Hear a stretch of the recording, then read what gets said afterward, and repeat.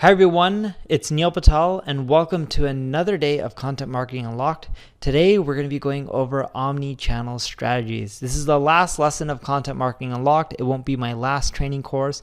It's a sad but yet happy day. Sad day because it's the last day of Content Marketing Unlocked. Happy day because you now will have everything you need to create a popular blog and generate sales from it.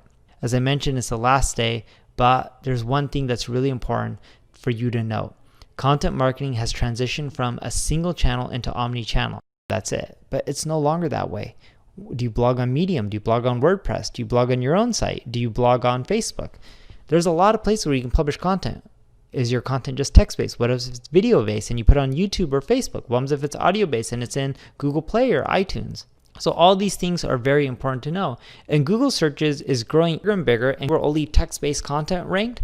But now you can find content ranking that's podcasts, videos. They're literally ranking and showing everything, and Google's getting more and more popular. And for that reason, you want everything out there and get more and more traffic. So here's an interesting stat for you. 24% of your customers will first find you from your blog. I haven't done this study in years and updated it, blog first, and it's because Google wants to rank more blogs. Alexa pulls, answers from blogs. Same with Google Home or the Apple version of Home or whatever their device is called that's similar to Alexa. So you want to have your own content. And blogs generate 62% of organic traffic. It's not going to be to your products page. Google wants to rank content. If you have products pages, you're probably going to have to start spending some money on ads.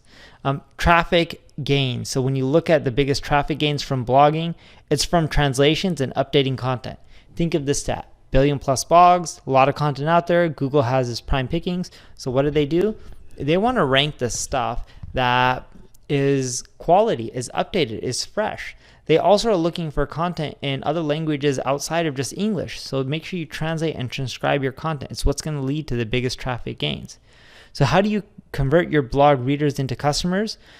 Well, you got your audience, you're getting the traffic, you're translating. Well, email marketing and remarketing are the two biggest and hottest ways to convert your blog traffic into revenue. So make sure you check out those two main channels. Webinars are also effective. Call to actions within your text, special offers like Black Friday sale, all that stuff really works well too. Your percentage of blog traffic by channel, search is going to be the most popular, and then it's going to be direct and email and referral. So all these will add up. Social isn't as good as it used to be, but it's still better than nothing. So you should still be on it. Now, the types of content that you should be focusing on, most people focus on text, but video is the new booming type of content. Podcasting is rising fast too. So make sure you mix those in your arsenal as well. Don't just focus on text. So the omni-channel rubric, you can increase your sales year over year by going through multiple channels. And here's a rubric for you. And don't worry, we have a worksheet and guide on this, so you don't have to really study and analyze this.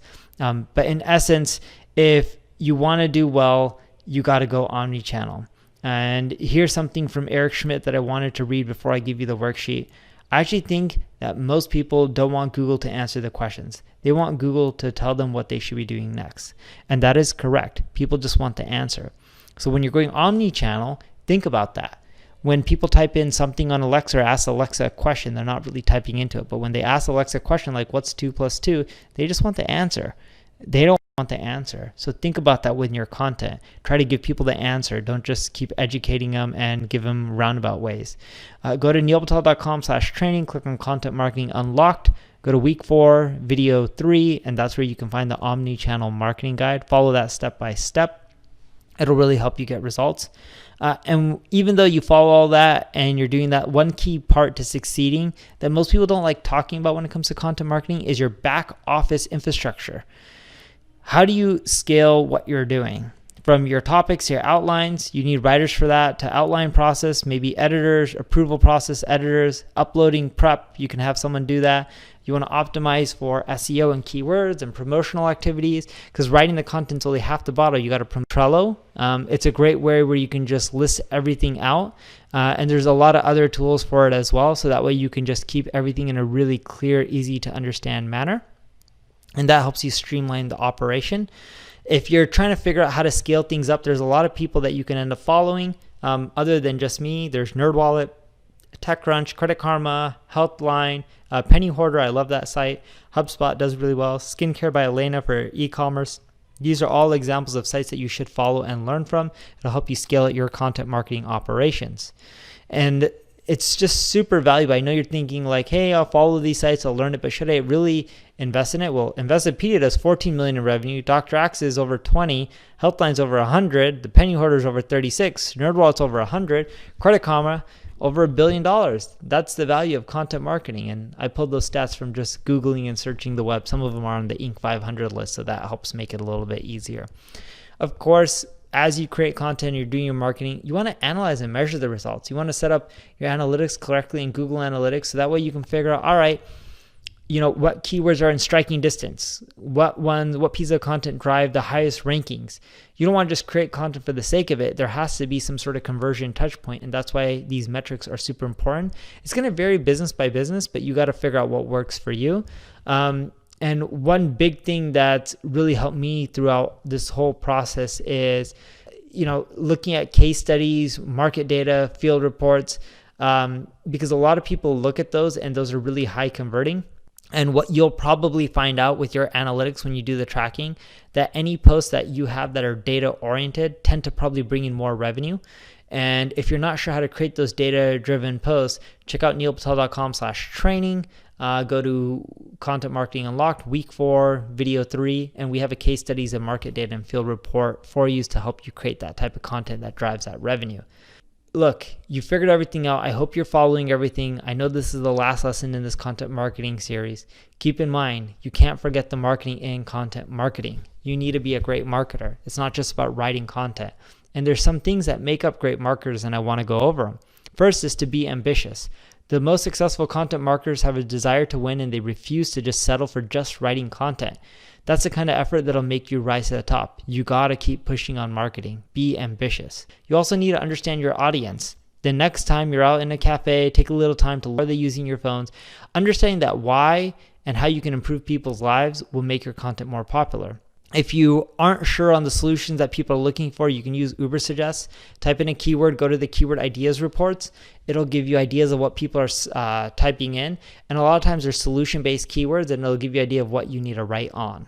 Of course, you need to be focused. If you aren't focused, you don't have your routine, you're not cranking out content on a consistent basis, and you're not pushing hard, you're not going to win, because there's other people who are focused because they know it's an effective channel. I also want you to have creativity and imagination. Copying everyone isn't going to make you succeed. You don't win by copying. You win by doing something better than your competition. Sure, copying isn't the worst thing in the world, but that's not what creates massive, big companies. It's innovation and creativity. Don't forget the hard work as well. I always tell people one of my favorite jobs I ever had was picking up trash and cleaning restrooms. When my daughter grows older, I want her to do the same thing because it taught me what hard work is, and I don't want her to take life for granted, because hard work is what causes you to succeed. It's not just by being lazy. Without hard work, you're not going to win. Nothing will end up coming to you. You got to work for it. I also want you to embrace your teammates. Look, there's no I in team. Without your team, you won't be able to build a big business. I was once speaking at a conference alongside of Richard Branson, and I got to chat with him for a little bit. He doesn't know me or anything, but I got to chat with him for a little bit. He probably doesn't remember. And I asked him, what was one of the keys to your success? And he said, my team. He's like, it wasn't me, it was my team. Hire and build a great team, and that's a key to succeeding. And of course, one thing, and I learned this one from Amazon, keep your existing customers happy. Yeah, you can do content marketing, you can drive more traffic, you can optimize for conversions, but if you don't keep your existing customers happy, you won't win. Amazon does well because their existing customers keep buying from them over and over again. And I love running surveys through Hotjar and SurveyMonkey because that'll help you figure out what you're doing right and wrong to keep your customers happy. Of course, number 8, love what you're doing. If you don't love what you're doing, then you're just not going to win. You're going to give up. You're going to be burnt out. And that's why I believe you should really try to love what you do and find your passion. If you don't know what your passion is, just try a lot of things and you'll figure out quickly what you like and what you don't like, and do more of what you like. So summary, this is how you get the most out of this course. Review the program at least multiple times over the next 12 months. Use the modules as your roadmap. Review when you get stuck, and work with the lessons. There's over 35 worksheets. If you just did 1 hour per day, you would do extremely well. All I'm asking you is not even an hour a day. I'm asking you for an hour or two a week. And if you do that, you can crush it in content marketing, at least when you're starting off. And then as you see results, keep investing in yourself. Be proud of what you're taking and scale everything up. So now you've completed Content Marketing Unlocked. Congratulations. You did an amazing job. If you have any questions, just leave a comment below and I'll try to answer it. If you enjoyed the video, I'd really appreciate if you liked it, shared it, subscribe to the channel, tell your friends about it. And if you need that extra help, check out my ad agency, Neil Patel Digital. Thank you very much.